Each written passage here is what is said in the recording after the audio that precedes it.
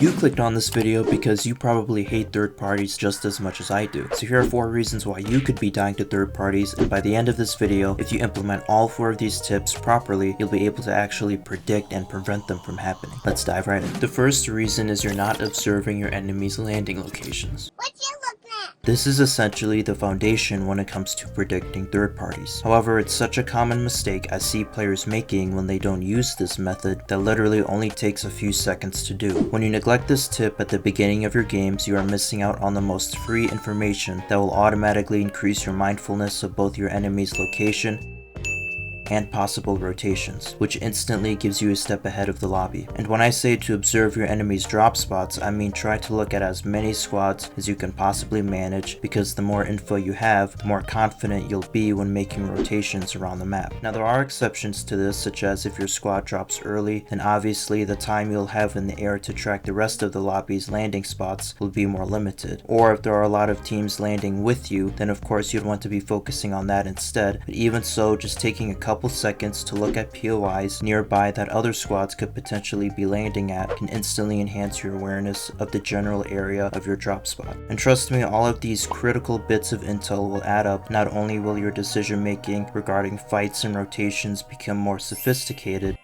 you'll also be more prepared for third parties because you'll be knowledgeable of the directions additional enemies will most likely rotate through. And so whenever you're picking a fight, you'll be able to deduce if it's safe enough to initiate based off the info you got by just simply looking around while you were dropping. The second reason is you rush to end fights. Now let me clarify, I definitely agree that speeding up fights is essential and being as efficient as possible in this game. However, the nuance here is I'll see players who are already in an advantageous position to win a gunfight, but then they'll rush to end it and in turn take unnecessary damage or even get knocked that could have been avoided entirely. You see, third parties thrive on how weak and vulnerable you are, which is why people do it in the first place.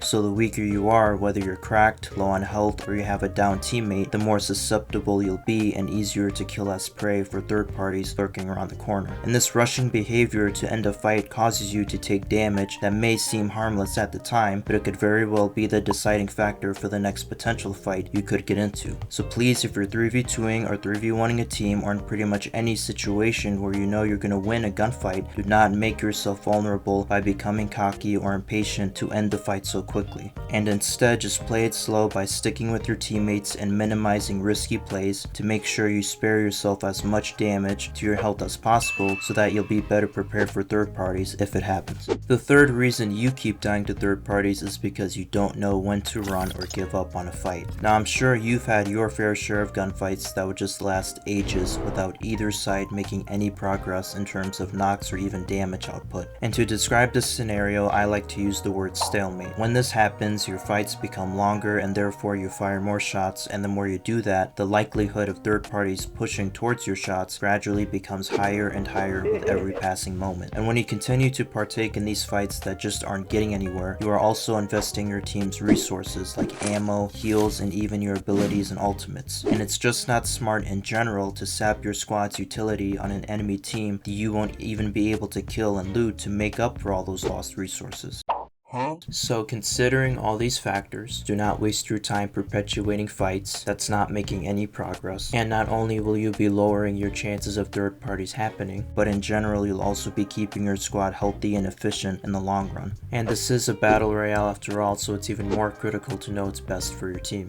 The fourth and final reason. Now let me say, if this happens to you, this will destroy every bit of advice I just shared with you. So listen carefully. Okay. The fourth reason is you lack anticipation for third parties. Now I know it sounds so simple, but it's much easier said than done. I've even seen people that I regard as very skilled and experienced players make this same mistake from time to time as well. So how do you prevent this from happening in your games? Well, just like anything else, it's a skill you have to keep working on until it becomes second nature. Now it's completely understandable to get hyper focused and tunnel visioned on a fight, especially when it gets really intense. But if you're not constantly thinking about the scenarios to prepare for should a third party happen at any point in a fight you're in, whether it just started or it just ended, you will always be unprepared, and in turn your chances of surviving will become much lower. One of the elements third parties thrive off of is surprise, and you deprive them of that crucial element they almost depend on by just simply expecting them to arrive. So if you condition yourself to anticipate third parties to the point where it becomes an instinct, your preparation for it will come naturally, such as how will I reposition my team? What's the best direction to exit the fight if need be? What's the direction a third party will most likely come from? You unlock this type of awareness by always considering the worst case scenario in every fight you take. If you just assume that everything will go according to plan, then you are seriously diminishing your chances of winning due to the fact that once again, this is a battle royale game, and randomness and chaos is just a dynamic that you can't eradicate. However, that definitely doesn't mean you can't find order and patterns in that chaos. If you just accept that third parties happened and it's nothing but bad luck, you will never actually see and study the reasons why the third party happened, and then use that experience to help prevent them in future games. So if you learn from your mistakes and expect the unexpected, then trust me, your third parties will wish they never messed with you.